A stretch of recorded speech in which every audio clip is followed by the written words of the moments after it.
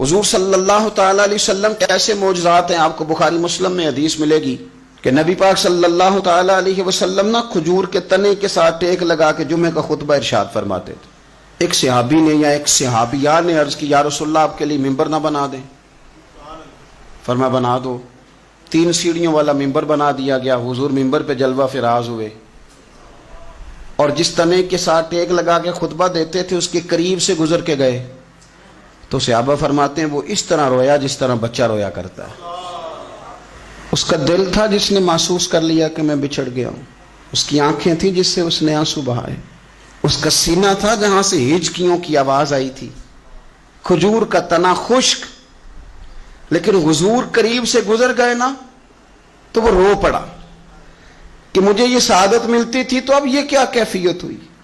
صحابہ کرام علیہم رضوان فرماتے ہیں ہمیں تو سمجھ نہیں آ رہی تھی کیا ہو رہا ہے، پر جو ان سے پیار کرے وہ تو جانتے ہیں نا کون کون کرتا ہے اور کس کی کیفیت کیا ہے اس کا بھی انہیں پتہ ہے۔ حضور منبر سے اٹھے